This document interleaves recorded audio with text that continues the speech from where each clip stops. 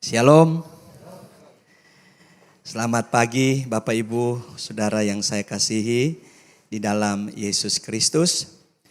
Pertama-tama saya ucapkan terima kasih banyak buat Bapak dan Ibu Gembala, buat badan pengurus jemaat dan semua hamba Tuhan, seluruh jemaat yang masih memberikan saya kepercayaan untuk berdiri di tempat ini. Saya sangat bersukacita dengan kesempatan ini.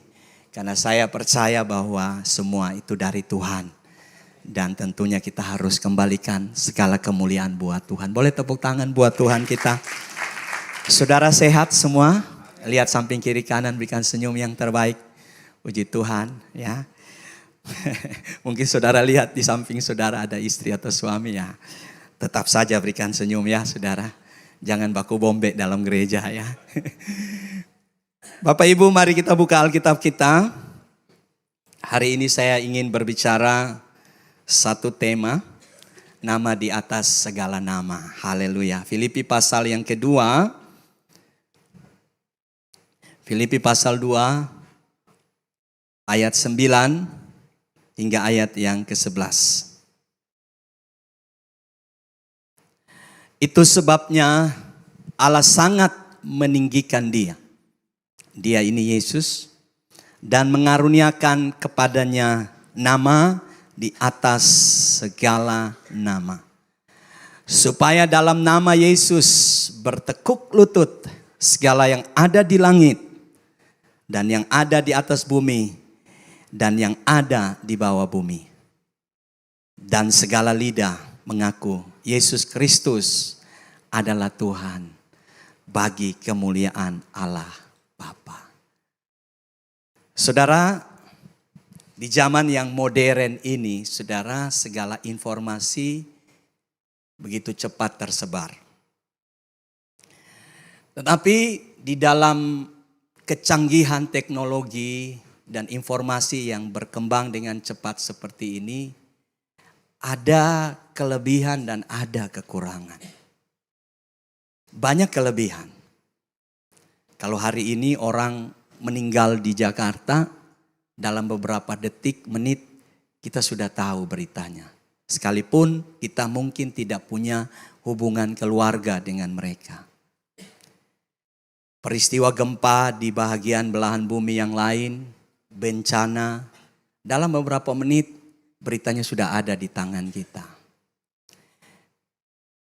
Saya melihat, saudara, iblis bekerja dengan begitu luar biasa di balik kecanggihan teknologi dalam hal informasi. Secara khusus saudara di dalam pengajaran-pengajaran yang berkembang hari ini. Jujur saudara, saya tidak menyiapkan tema ini sebenarnya. Saya sudah bergumul tentang satu topik yang buat saya itu Tuhan sudah taruh di hati saya. Tapi beberapa waktu ini tiba-tiba Tuhan kasih beban untuk topik ini lagi. Dan saya mulai tanya Tuhan, mana yang harus saya sampaikan? Tuhan katakan ini. Nah saudara, kembali kepada apa yang saya sampaikan tadi. Bahwa di luar sana banyak sekali pengajaran-pengajaran yang berkembang.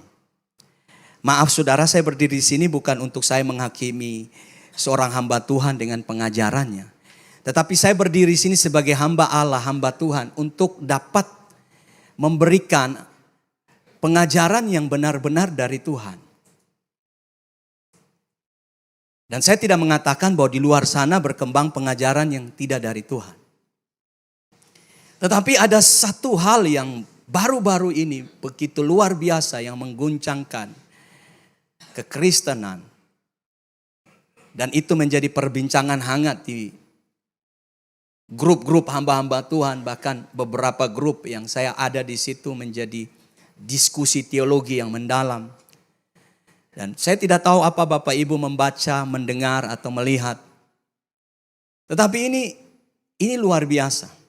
Saya belajar sejarah tentang bagaimana kekristenan perkembangan dan juga bagaimana kesesatan itu muncul. Saudara, kesesatan itu muncul bukan dari orang yang bodoh, yang tidak pernah belajar Alkitab. Enggak. Tetapi kesesatan, maksud saya kesesatan ini memutarbalikan atau memberikan ajaran yang tidak sesuai dengan Bible, sesuai dengan Alkitab. Itu muncul dari orang-orang yang belajar firman Tuhan. Dari orang-orang pintar, para doktor, para pengajar. Mengapa? Karena iblis itu licik, saudara. Dia tidak bisa datang lagi memberikan kepada saya dan saudara beban yang berat. Karena dia tahu bahwa semakin banyak beban yang saya dan saudara terima, Alkitab berkata, justru di dalam beban itulah kuasa Tuhan semakin sempurna. Amin. Kita sudah tahu itu. Jadi kalau ada masalah, bilang Tuhan tambah. Ada yang berani? Iya dong. Kalau saudara mau lihat mujizat yang besar, harus masalahnya besar, iya kan? Betul tidak, saudara? Apakah saya salah? Tolong dikoreksi, Bapak Gembala. Yang saya pelajari begitu.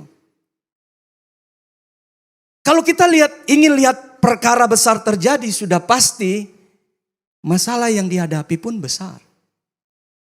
Nah, iblis tahu itu. Itu sebabnya iblis mulai dengan cara yang baru, dengan perkembangan teknologi yang baru, dia masuk di dalam kesesatan. Menyesatkan. Dan saudara, saya masuk pada intinya.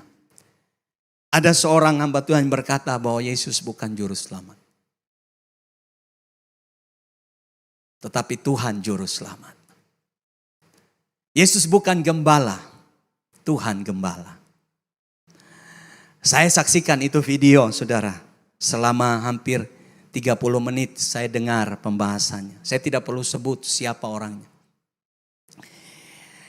Itu sebabnya saudara, hari ini saya ingin kita belajar nama di atas segala nama. Supaya bukan,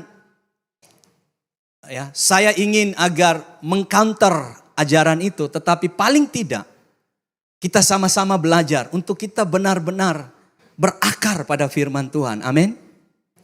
Dia punya alasan dan penelitian. Dia punya pemahaman dan penafsiran. Tetapi ketika saya mendengar itu, saya bilang, Tuhan, ini sesuatu yang wrong, sesuatu yang salah. Tidak sesuai dengan Alkitab. Karena pada kesimpulannya dia mengatakan bahwa Yesus itu hampir sama dengan Yohanes. Di mana Tuhan mendiami dia untuk melakukan pekerjaan juru selamat. Seolah-olah Yesus adalah bukan Tuhan. Yesus hanyalah ciptaan yang tertinggi. Dan itu menjurus kepada saksi Jehovah. Saudara, makanya kalau dengar khotbah, mari saudara konsultasi dengan Bapak dan Ibu Gembala. Amin. Minta Roh Kudus tolong. Di luar sana banyak pengajar-pengajar. Tapi mari kita berhati-hati. Supaya kita jangan terpengaruh. Nah, saudaraku yang kekasih, hari ini saya akan membawa saudara lihat apa yang Rasul Paulus katakan di dalam ayat 9 dan ayat 11. 10 dan 11. Di situ Rasul Paulus memberikan kepada kita sebuah pemahaman tentang siapa Yesus. Nama di atas segala nama. Dan pada akhirnya dia berkata, dan segala lidah mengaku Yesus Kristus adalah, sama-sama katakan, Tuhan. Jadi saudara, nama Yesus itu bukan nama yang sembarang. Amin. Nama Yesus dalam bahasa Ibrani itu Yeshua. Yeshua artinya menyelamatkan, Tuhan menyelamatkan. Dalam bahasa Yunaninya itu Yeshua. Amasia. Yesus penyelamat, Tuhan penyelamat. Nah saudara, kalau saudara ketemu yang namanya, Alex. Alex di dunia ini banyak, termasuk Pak Alex. Betul ya? Nama mewakili pribadi. Kalau saya katakan Pak Alex, saudara akan bilang, Pak Alex yang mana Pak? Oh, Pak Alex gembala gereja GCLC. Oh iya, saya kenal pribadinya. Amin. Nama mewakili pribadi. Amin. Nama mewakili pribadi. Nama Adi nama pasaran, saudara. Suatu kali kami lewat di jalan. Lalu anak saya bilang, Pak, namanya ada di situ. Adi. Ada coretan di salah satu toko atau apa, Adi. Wah, Papa terkenal karena Papa punya nama di situ. Saya bilang, Nak, Papa punya nama pasaran. Di mana-mana ada. Tapi itu bukan nama Bapak. Bukan Papa yang tulis, bukan untuk saya, bukan untuk Papa. Nah, nama mewakili pribadi. Nama Yesus mewakili pribadinya Yesus. Amin. Sehingga waktu kita belajar tentang nama Yesus, kita sedang belajar tentang pribadi, personal. Siapakah Yesus? Itu menjadi pertanyaan. Saya tidak masuk di dalam pikiran saya, mengapa ada orang yang berani mengatakan bahwa Yesus itu bukan juru selamat. Lalu kalau dia katakan Yesus bukan juru selamat, siapa yang mati tergantung di kayu salib untuk kita. Nah, yang pertama saudara, nama Yesus itu siapa sih? Mewakili apa sih pekerjaannya? Di atas segala-galanya saudara. Satu benang merah mulai dari Kejadian sampai Wahyu. Tidak ada cerita lain selain daripada satu cerita yang penting. Yang disebut dengan benang merah mulai dari Kejadian sampai Wahyu. Itu berbicara tentang pekerjaan Yesus. Yaitu menjadi Savior. Menjadi juru selamat bagi dunia ini. Boleh tepuk tangan buat Tuhan kita. Yesus itu bukan manusia biasa, saudara. Dia tidak sama dengan Yohanes. Yohanes adalah hasil daripada pekerjaan manusia. Seorang laki-laki dan seorang perempuan lahirlah Yohanes. Tetapi saudaraku, Yesus bukan hasil pekerjaan manusia. Ada amin? Yesus diberikan oleh Roh Kudus di dalam rahim Maria. Itu sebabnya Yesus bukan dari benih seorang laki-laki, tapi Yesus itu adalah Tuhan yang sejati. Amin. Tuhan yang sejati. Tapi pertanyaannya, apakah Tuhan yang sejati itu bisa mati di kayu salib? Tuhan tidak bisa mati. Itu sebabnya saudara, banyak saudara sepupu kita yang berkata, oh Tuhan, orang Kristen itu mati. Mereka enggak paham bahwa di dalam Yesus berdiam kemanusiaannya dan juga berdiam kealahannya. Saudara, sekalipun keluarga saudara mau mati buat saudara, tidak dapat menjawab kebutuhan keselamatan saudara. Sebaik-baiknya saya sebagai seorang hamba Tuhan, bahkan seorang ayah, seorang suami mau mati buat keluarga saya, gak bisa menjawab kebutuhan mereka. Dosa mereka diampuni, gak bisa. Sehebat-hebatnya Pak Alex, sebaik-baiknya Pak Alex, sesuci-sucinya Pak Alex, mau mati buat ibu dan buat jemaat LCC, tidak bisa menjawab kebutuhan keselamatan jemaat ini. Tetapi saudaraku, kita butuh pribadi yang benar-benar tidak berdosa. Dia seorang manusia yang benar-benar tidak melakukan dosa. Dan itulah Yesus.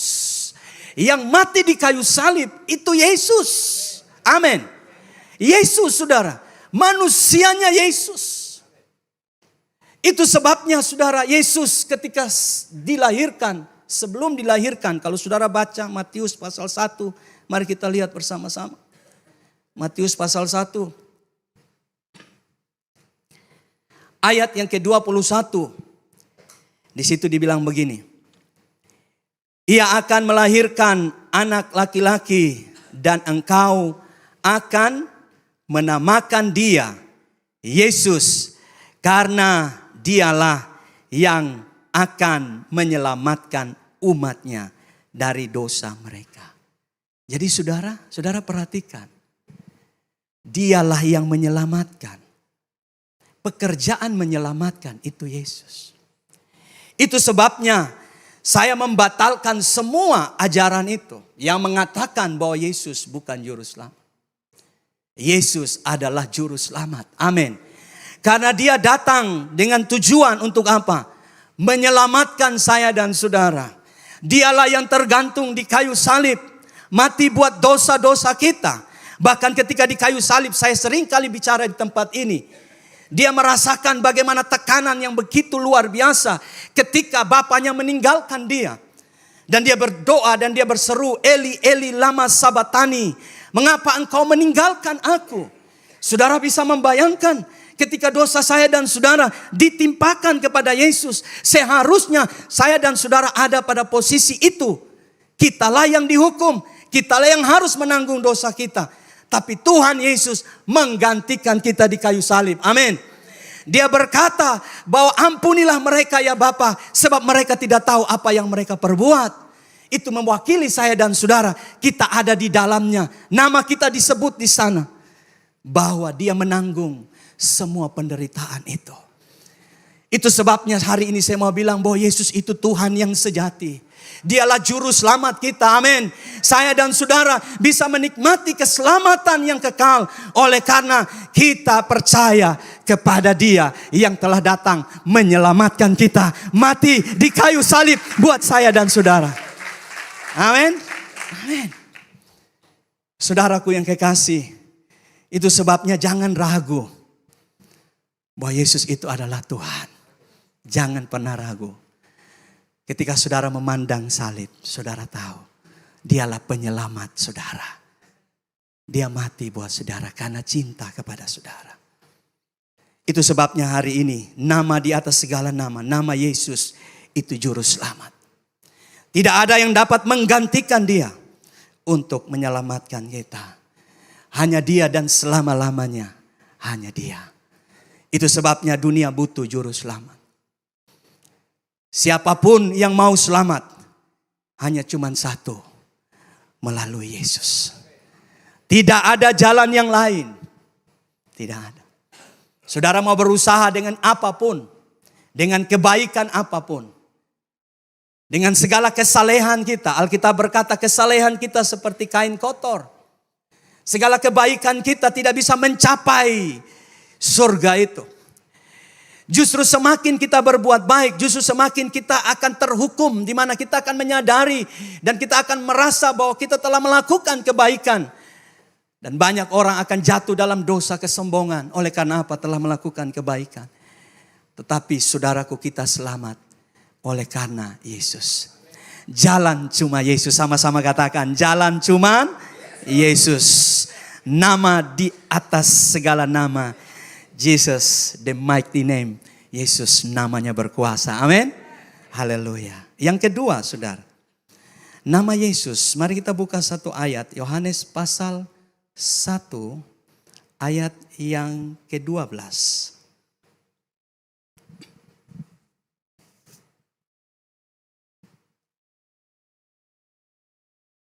Alkitab berkata, tetapi semua orang yang menerimanya diberinya kuasa. Hati-hati di sini, saudara.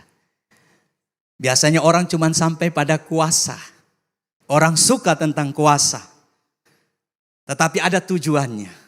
Supaya menjadi anak-anak Allah, yaitu mereka yang percaya dalam nama siapa, saudara? Nama Yesus.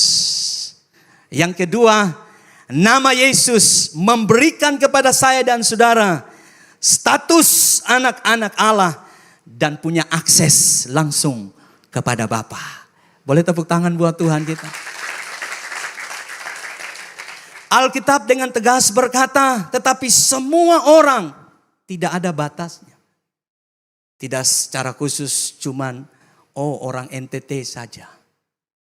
Orang Ambon saja. Indonesia saja. Amerika saja, Eropa saja. Tidak. Semua orang. Yang menerimanya, katanya itu berbicara tentang Yesus. Yang menerimanya dan percaya kepadanya. Jadi tidak cukup saudara hanya menerima, tetapi harus percaya. Amin. Diberinya apa saudara? Kuasa. Nah, banyak orang suka kuasa. Ya, orang puasa untuk dapat kuasa, orang beribadah supaya dia punya kuasa. Saudara, kuasa yang dimaksud di sini supaya saya dan saudara benar-benar punya legal standing. Ini dia. Kita punya jaminan bahwa saya dan saudara adalah anak-anak Allah. Amin. Kalau saya punya anak, legal standingnya bahwa dia anak saya apa saudara? Punya akte, betul? Akte kelahiran. Kalau di sini yang belum ada akte kelahiran cepat diurus. Kalau sampai setua begini belum akte kelahiran, anak siapa ini? Bertanya ya. Saudara, iya kan sekarang sudah lebih canggih. Waktu lahir langsung diurus saudara. Ya. Jadi langsung dapat. Ya, saya bercanda sama anak saya. Ya, anak bungsu saya lahir di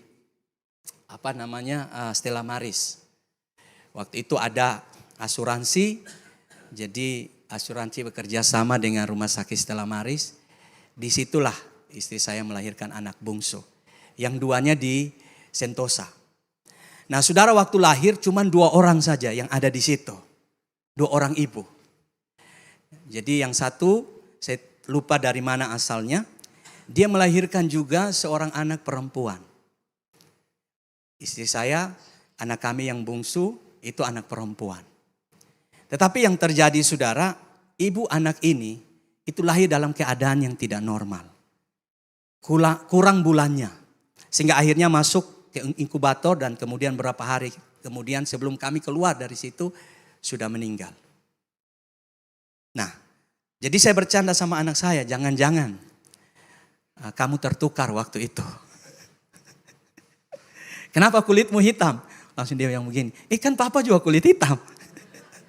Tapi kenapa sifatmu gak sama dengan papa, suka marah-marah? Papa juga suka marah-marah. Tidak, papa gak suka marah-marah. Lalu dia bilang begini, kalau papa bukan anak saya bukan anak papa, coba periksa di akte kelahiran saya, cek. Saya bilang, iya ya, kamu anak papa. Kalau tertukar pasti anak papa yang meninggal. Dan saudara, jelas ya saudara, dari sini kita bisa melihat bahwa saya dan saudara diberikan kuasa supaya menjadi anak-anak Allah. Anak-anak Allah yang dimaksud ini saudara diubah status saudara. Status kita bukan lagi anak-anak dunia. Kalau kita lihat cara hidup anak dunia hari-hari ini saudara begitu luar biasa rusaknya. Luar biasa. Pemikirannya, perkataannya. Sampai-sampai anak saya katakan, Pak saya gak mau di sekolah negeri lagi. Kenapa? Aduh, kata-kata mereka kasar. Kata-kata mereka jorok. Saya bilang begini, justru Tuhan utus kamu ke situ supaya orang dapat melihat satu perbedaan. Mana orang yang cinta Tuhan sungguh-sungguh dan mana orang yang tidak cinta Tuhan sungguh-sungguh. Dia papa, tapi saya rasanya kayak galau sekali kalau saya masuk. Mereka suka maki, mereka suka berkata-kata yang kasar. Ya kadang-kadang saya sedih papa, tapi saya bilang disitulah Tuhan utus. Sudah cukup kamu di sekolah Kristen. Sudah cukup kamu dengar firman, sekarang kamu jadi saksi. Kamu anaknya Tuhan, ada Yesus dalam dirimu. Kalau orang bully kamu, orang maki kamu, balas dengan senyum. Jangan kamu balas dengan sakit hati. Di sini kan saudara kita diuji, betul tidak? Kalau ada orang yang sakitin kita, gampang kita mau balas kan? Saya punya kekuatan. Saya punya relasi, saya punya ini, saya punya ini. Saudara, kita gampang sekali ingin membalas. Tapi Alkitab berkata, kita sudah diubah oleh Tuhan. Amin. Saudara harus percaya bahwa saudara sudah diubah oleh Tuhan. Jangan lagi mau hidup seperti hidup yang lalu. Tuhan sudah ubah saudara. Pekerjaan mengubah saudara bukan pekerjaan yang mudah. Bukan hal yang mudah. Saudara, untuk mengubah Adi ini dari yang dulu ke sekarang itu luar biasa saudara. Banyak proses. Ada hal yang Tuhan kerat dalam hidup saya saudara. Dan itu berat. Dan seringkali proses itu dari orang yang dekat dengan kita. Saya dan istri saya saudara pikir baik-baik saja. Enggak saudara. 5 tahun pernikahan kami itu perang saudara. Perang. Antara apa orang bilang antara Amerika dan Irak saudara. Berat. Perang dingin saudara. Perang dingin. Dia ngerti firman, saya ngerti firman. Dia sekolah teologi, saya juga. Dan seringkali perang kami itu perang ayat saudara. Perang ayat. Saya keluarkan rumus saya. Dia juga keluarkan rumusnya saudara. Dia tahu. Hai istri, tunduklah kepada suami. Tunduk kau. Dia bilang begini, saya mau tunduk sama kamu. Tapi di mana kasihmu? Hai suami, kasihi dan hormatilah istrimu. Waduh saudara. Saya keluarkan jurus baru. Hamba Tuhan kalau berkelahi firman. Itu juga bagus saudara kadang-kadang ya. Saudara, sampai pada akhirnya saudara ayat yang terakhir. Pergilah dan jangan buat dosa lagi.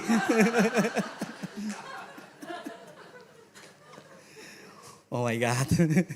Pergilah dan jangan buat dosa lagi. Masuk kamar, bruak saudara. Dia juga masuk. Saya nggak tahu saya masuk ke kamar mana, saya sudah tidak tahu saudara. Tetapi selalu ada solusi dalam Tuhan. Cepat sadar sebelum matahari terbenam. Saling memaafkan. 5 tahun pernikahan kami itu berat. Tetapi setelah itu, suasana sorga ada dalam pernikahan kami. Saudara, sebelum kita ke sorga, kita bisa rasakan sorga dalam rumah tangga kita. Amin. Dalam keluarga kita. Karena Tuhan yang mengubah. Kalau Tuhan tidak ubah saya hari ini, saya tidak ada di sini untuk bicara firman. Saya sudah ada di dalam penjara. Di sana mungkin saya sudah jadi geng, saudara. Nakal, saudara. Tetapi Tuhan mengubah dari Adi yang jahat menjadi Adi yang baik. Itu pekerjaan yang tidak mudah dan butuh waktu. Dan proses yang cukup lama. Itu sebabnya Tuhan bilang, dia kasih kuasa. Kuasa dari siapa? Roh Kudus. Untuk menyadarkan saya. Bahwa Adi, engkau bukan Adi lagi yang dulu. Adi yang dulu sudah mati. Ku telah mati.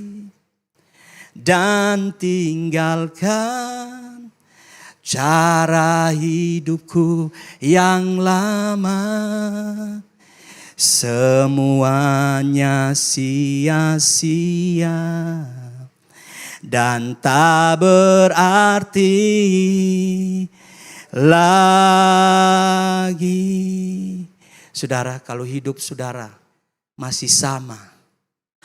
Ketika saudara menikah masih sama seperti sebelum saudara menikah. Saudara tidak mengerti tentang kuasa di dalam nama Yesus. Amin. Saya sering doa, Tuhan, Adi yang lama sudah mati. Tuhan ubah, Tuhan kikis. Dan saudara, ketika Tuhan memproses hidup saya, itu dari orang-orang yang dekat dengan saya. Dan itu sakit. Kalau orang yang jauh, untuk apa kita peduli? Betul tidak, saudara? Kalau orang yang tidak kita kenal, untuk apa kita mau peduli sama mereka? Justru yang paling sakit adalah orang-orang yang standing, yang berdiri dekat kita. Yang setiap kali kita berinteraksi, itu yang paling sulit, yang paling menyakitkan. Kita sudah cinta dia, kita berikan yang terbaik, tetapi dia menyakiti hati kita. Itu yang paling berat. Tetapi itu proses untuk mengikis kesombongan kita, keakuan kita. Kita menjadi orang yang sabar, rendah hati. Orang yang tahu memaafkan. Amin. Sulit memaafkan loh saudara, sulit. Apalagi orang itu merugikan kita, sulit. Kita sudah percaya kepada dia, kita berikan semuanya. Tetapi dia mengkhianati kita. Itu hal yang paling sulit. Tapi Tuhan bilang, jika engkau tidak memaafkan, aku pun tidak akan memaafkan engkau. Dan kalau Tuhan tidak memaafkan kita, doa kita tidak akan dijawab oleh dia. Amin. Di dalam nama Yesus ada perubahan hidup. Kuasa untuk mengubah hidup kita yang lama. Nama Yesus, nama yang powerful, yang mengubah hidup yang lama menjadi hidup yang baru. Amin. Supaya saya dan saudara layak untuk menerima berkat Tuhan yang baru dalam hidup kita. Amin. Saya dan saudara tidak ingin makan makanan yang sudah lama. Mungkin ada yang bisa panasin, oke lah, 1 hari masih boleh. Tapi kalau dipanasin terus saudara, jadi racun. Kita mau dapat berkat fresh yang baru dari sorga. Itu sebabnya Tuhan bilang, anakku, aku ubah hidupmu. Serahkan hidupmu kepada Tuhan dan Tuhan mampu mengubahnya. Tidak ada sesuatu yang tidak bisa diubah oleh Tuhan. Buat saya, mustahil buat Tuhan kalau kita tidak percaya. Amin. Tapi kalaupun kita tidak percaya, kalau Tuhan mau ubah, Tuhan bisa ubah. Tapi Tuhan bukan Tuhan yang memaksa. Tuhan tidak berdiri depan pintu rumah atau pintu hatimu dan menggedor-gedor, buka. Tidak. Tuhan selalu datang dengan kelembutan. Dan dia berkata, aku mau ubah hidupmu. Ketika saudara punya perubahan hidup, saudara bisa juga jadi saksi buat orang lain. Mengapa orang Kristen tidak bisa jadi saksi? Karena dirinya belum berubah. Apa yang kita mau ngomong kepada tetangga kita, suami kita, anak kita, kalau hidup kita tidak berubah. Hari ini saudara, ada kuasa perubahan di dalam nama Yesus. Tidak ada satu sifat karakter yang tidak bisa diubah oleh Tuhan. Karakter yang sejahat apapun, itu sebabnya ketika kita melihat orang yang jahat, kita jangan mengintimidasi mereka dan berkata, kamu memang orang jahat, kamu memang tidak bisa berubah. Saudara, setiap orang yang percaya kepada Yesus, suatu waktu pasti bisa berubah. Amin. Karena ada kuasa. Ada power. Yesus mampu mengubah seorang yang bernama Simon yang menyangkal dia 3 kali. Akhirnya mati bagi Yesus. Yesus itu ahli mengubah kehidupan seseorang. Jangan berusaha ubah orang lain. Jangan. Saya belajar, saudara, berusaha mengubah istri saya dengan cara saya. Gak bisa. Ketika saya tahu caranya, yaitu dengan lutut, saya berdoa. Tuhan ubah dia. Dan dia juga berdoa, Tuhan ubah saya. Doa memberikan dampak, kuasa tanpa kata untuk mengubah seseorang. Amin. Kalau istri sudah capek, berlutut berdoa. Suami sudah capek, berlutut berdoa. Rekan-rekan muda sudah capek, doa. Doa saja. Tuhan ubah, Tuhan yang bekerja. Amin. Yang terakhir, saya punya waktu 7 menit yang terakhir. Kisah Para Rasul pasal yang ke-3. Nama Yesus. Nama yang berkuasa. Kisah Para Rasul pasal yang ke-3.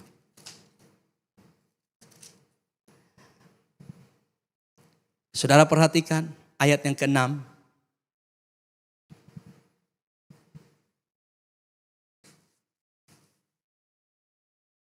Tetapi Petrus berkata, emas dan perak tidak ada padaku. Tetapi apa yang kupunyai, kuberikan kepadamu demi nama Yesus Kristus. Orang Nazaret itu, berjalanlah. Saudara, ada seorang yang lumpuh sejak lahir. Orang yang lumpuh ini tidak punya kebutuhan lain, dia ingin sembuh.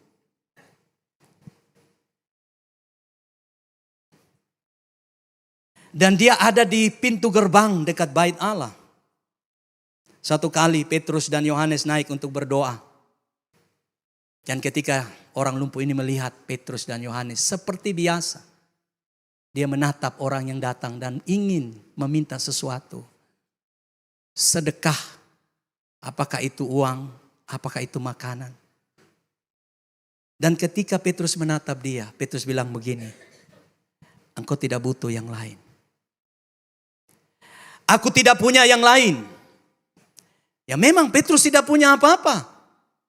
Petrus sudah tinggalkan perahu, sudah tinggalkan jala, kailnya. Petrus nggak punya apa-apa. Petrus jujur loh saudara, dia bilang saya nggak punya apa-apa. Tapi ada yang saya punya, yang bisa jawab kebutuhanmu.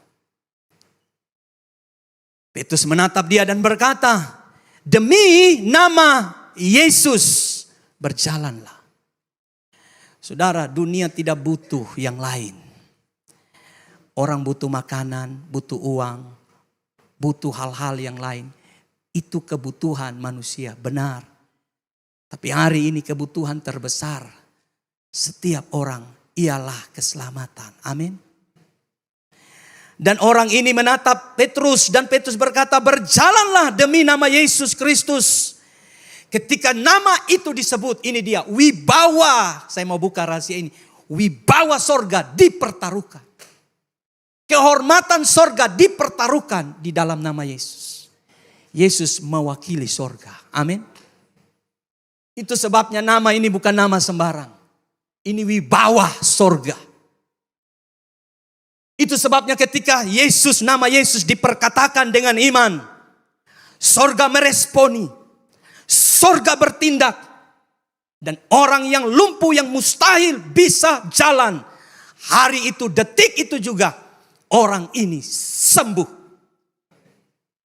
Nama Yesus, nama yang luar biasa berkuasa. Karena dia mewakili wibawa dan otoritas Bapa sorga itu sendiri. Itu sebabnya saudara, tidak ada satu persoalan dalam hidup saudara yang tidak bisa diselesaikan oleh Tuhan.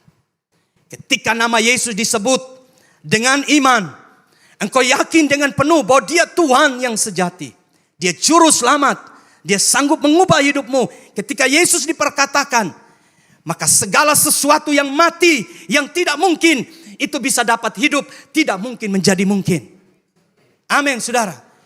Tidak ada yang sulit buat Yesus untuk menolong kehidupan saudara. Yang sulit ialah kita sulit memperkatakan nama itu dan mempercayai nama itu.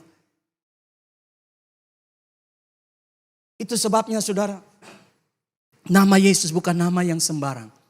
Ketika saudara sebut Yesus, saudara harus ingat dia Tuhan dan dia sanggup ubah hidup saudara.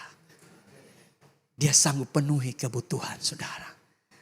Ingat nama Yesus mewakili segala sesuatu yang Bapa punya. Itu sebabnya Bapa bilang, aku mengaruniakan nama di atas segala nama. Name above all name. Nama di atas segala nama. Supaya dalam nama itu bertekuk lutut semua yang ada di sorga. Malaikat-malaikat menyembah dia. Yang ada di bumi akan satu kali waktu melihat dia sebagai seorang raja. Bahkan di bawah bumi semua penguasa kerajaan kegelapan tunduk di dalam nama Yesus. Ketika orang-orang yang sakit, saudara perkatakan nama Yesus pada yang sakit. Orang yang sakit itu sembuh. Kepada orang yang terikat kuasa kegelapan, engkau berkata di dalam nama Yesus, roh itu akan tunduk dan keluar dari orang itu.